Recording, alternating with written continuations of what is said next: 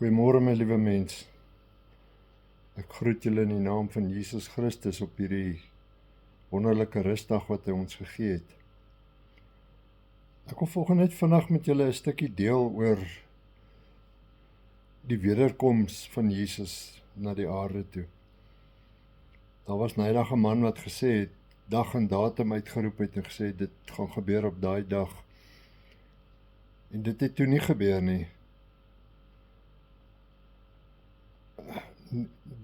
Nie is die engele en die seun van God wat by hom is, ken die dag en datum nie. God alleen weet dit.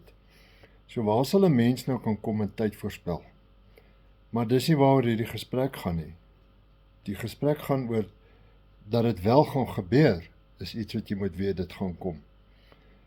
Die woord van God sê dit gaan kom, daar is 'n dag en datum iewers wat dit gaan gebeur. In 2 Petrus 3, hier van vers 10 af, moet julle weet, die dag van die Here sal so onverwags kom soos 'n dief. Die hemel sal met 'n groot gedruis verdwyn, hemelliggame brand en tot niet gaan, die aarde en alles daarop sal vergaan. So dit gaan gebeur, iewers moet jy weet, dit gaan gebeur. Die feit dat dit nie gebeur het soos daar voorspel was nie, is nie regtig vir ons om die arme man te veroordeel of iets te sê daaroor nie. Dis nie waaroor dit gaan nie. Dit gaan oor, iewers is dit op pad, jy moet dit weet. En jy moet sorg dat jy gereed is. So 2 Petrus 3 verder by vers 15, kom met 'n baie goeie versie vorendag.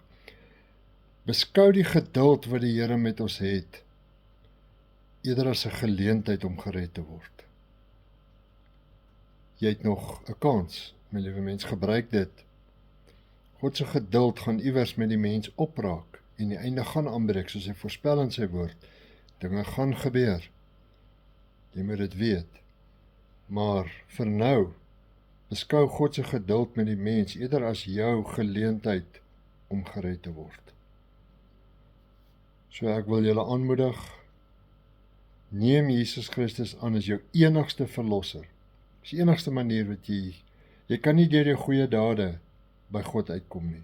Jou geloof in Jesus Christus is al wat jou kan red. En onthou, geloof sonder dade is so meer dood. Gaan oor tot dade. Lees die woord van God, mense, daar's baie goeie boodskapies in hierdie woord, en vir die mens word hy gevoed daardeur, en dis hoe God met jou praat. Luister, en nog meer, wees gehoorsaam. Ek groet julle in die wonderlike naam van Jesus Christus, geniet hierdie rustdag, en wees almal veilig daar buite. Dankie, bye bye.